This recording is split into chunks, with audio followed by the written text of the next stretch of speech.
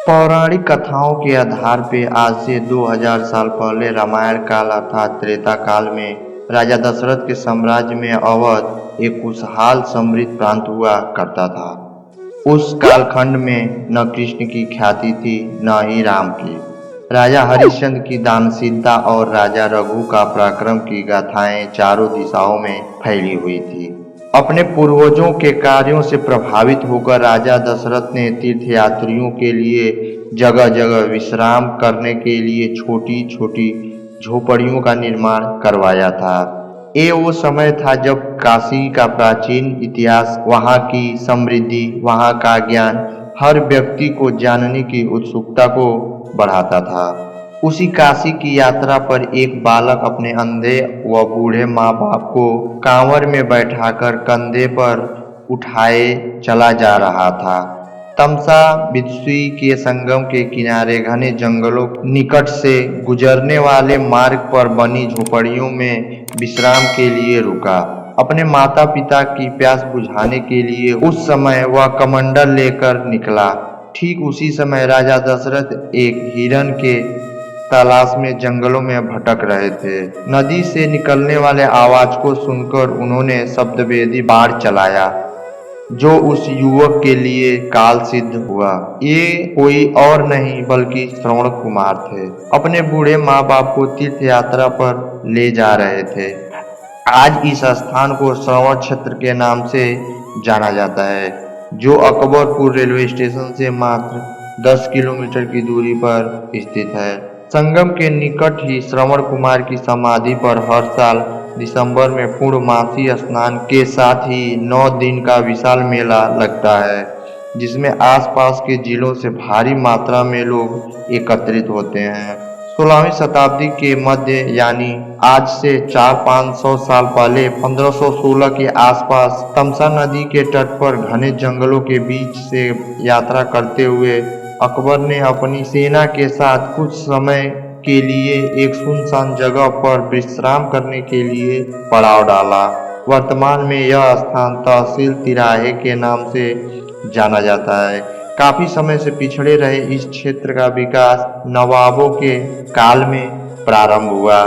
मुस्लिम शासकों ने इमामबाड़ों, मस्जिदों, ईदगाहों तथा धर्मशालाओं का निर्माण करवाया। अंग्रेजों ने स्कूल, अस्पताल, पुल, तहसील, ब्लॉक और रेलवे स्टेशन आदि बनवाए।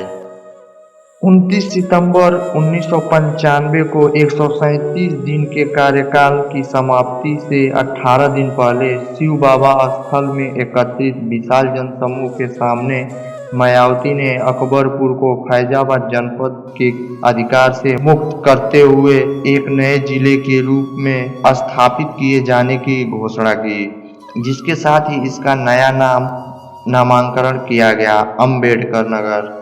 नया जिला बनने के साथ ही यहाँ के विकास की नई संभावनाएं खुल गई। फैजाबाद, सुल्तानपुर, बाराबंकी, अमेठी, अम्बेडकर नगर, इन 5 जिलों को मिलाकर अयोध्या डिवीजन का गठन हुआ। प्रशासनिक कार्यों को सुचारू रूप से चलाने के लिए जिले के 2350 वर्ग किलोमीटर के क्षेत्र में निवास करने वाले लगभग 24 लाख की आबादी को बांटते हुए अकबरपुर, टांडा, भीटी, जलालपुर एवं आलापुर इन 5 तहसीलों का गठन हुआ।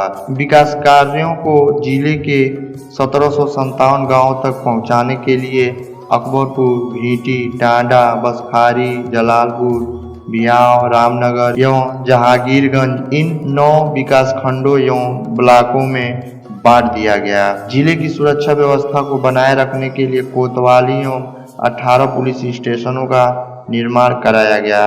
अकबरपुर, जलालपुर एवं टांडा जैसी घनी बस्तियों को साफ सफाई एवं सुंदरीकरण के लिए 3 नगर पालिकाओं की व्यवस्था की गई। इसके अलावा गांव की समस्याओं को दूर करने के लिए किछौछा एवं इस्तीफागंज में 2 और नगर पंचायतों का भी गठन हुआ। आम व्यक्ति स्वयं अपने क्षेत्र से अपना नेता का चुनाव करके अपनी समस्याओं को सरकार तक पहुंचा सके, इसके लिए जिले की 5 विधानसभा का गठन हुआ।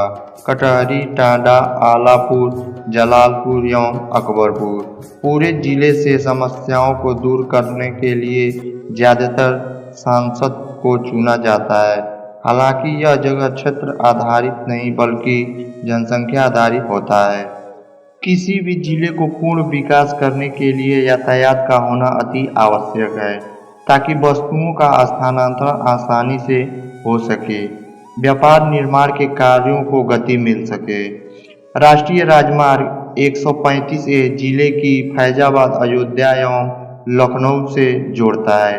राष्ट्रीय राज्यमार्ग 28 टांडा को आजमगढ़ एवं बनारस शहरों से जोड़ता है। राष्ट्रीय राजमार्ग 128 पश्चिम की ओर अकबरपुर, कानपुर एवं रायबरेली से मिलता है, जबकि पूरब से यह टांडा से होता हुआ बस्ती और गोरखपुर से जा मिलता है।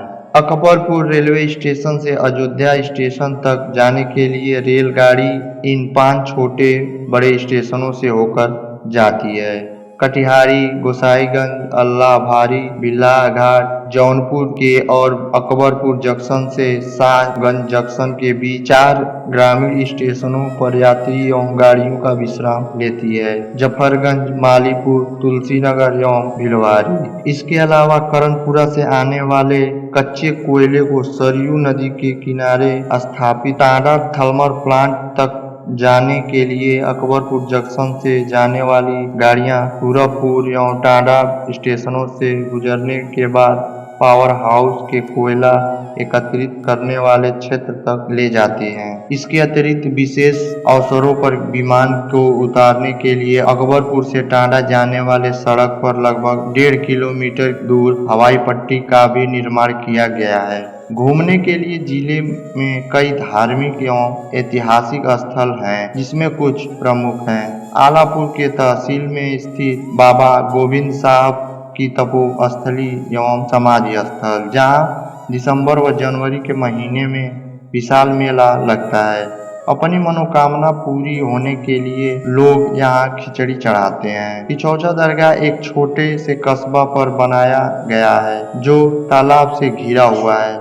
पूरे भारतवर्ष और अन्य जगहों से हजारों तीर्थयात्री पूरे वर्ष दरगाह पर जाते हैं। फैजाबाद अयोध्या मार्ग पर स्थित शिव बाबा धाम, जहां प्रत्येक शिवरात्रि पर विशाल मेले का आयोजन होता है। अकबरपुर में स्थित अंबेडकर पार्क, लोरपुर का ऐतिहासिक किला एवं हसवर स्टेट में स्थित 150 साल पुरानी मकरही की हवेली, जिसके अलावा भीटी की हवेली, अनिरुद्ध नगर का हनुमान मंदिर, भुजिया माता मंदिर, जहांगीरगंज, ब्रह्म बाबा मालीपुर, झारखंडी बाबा झगरुआ, कमला बाबा आदि कई स्थानों से स्थानीय लोगों की आस्था जुड़ी हुई है। आधुनिक युग में शिक्षा ही एक ऐसा साधन है जिसके द्वारा आप समाज के विकास एवं मानव कल्याण के विकास में अपनी महत्वपूर्ण भागीदारी दे सकते हैं। कोई जिला आर्थिक रूप से समृद्ध तभी कहलाता है जब वहाँ स्वयं उत्पादों का निर्माण करता हो।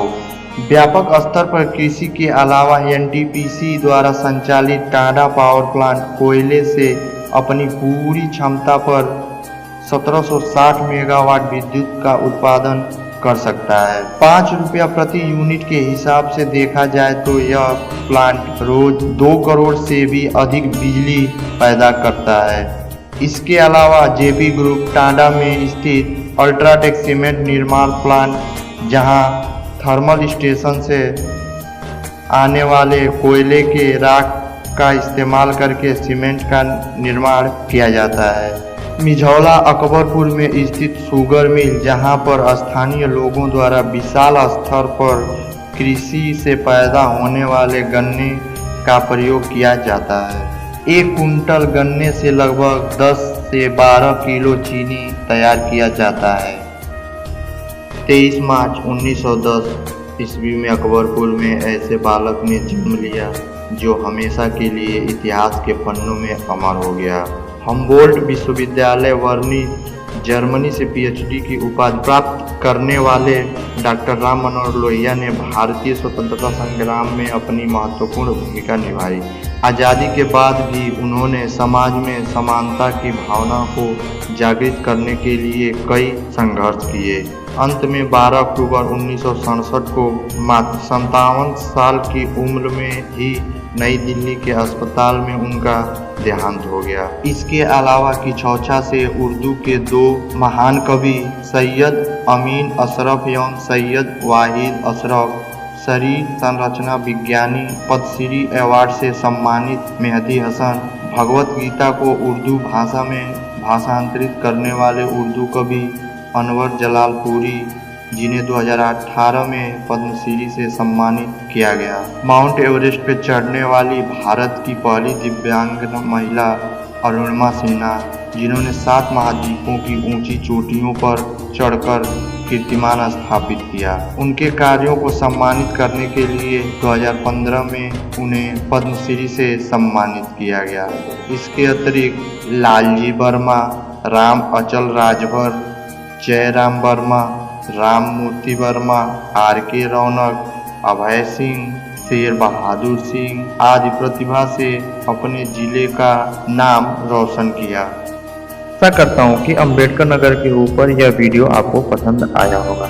हर महत्वपूर्ण स्थान एवं व्यक्तियों को शामिल करने का पूरा प्रयास किया गया है, लेकिन फिर भी संभव है कुछ चीजें छूट गई होंगी। अगर ऐसा है तो उसके बारे में कमेंट में जरूर बताएं। अगर भविष्य में दूसरा वीडियो बना तो उसमें जरूर शामिल किया जाएगा। अगर आप पहली बार चैनल पे आए हैं तो चैनल को सब्सक्राइब करना ना भूलें, ताकि भविष्य में प्रकाशित होने वाली हर वीडियो आप तक आसानी से पहुंच सके। इस वीडियो पर इतना लंबा समय बिताने के लिए आपका बहुत बहुत धन्यवाद।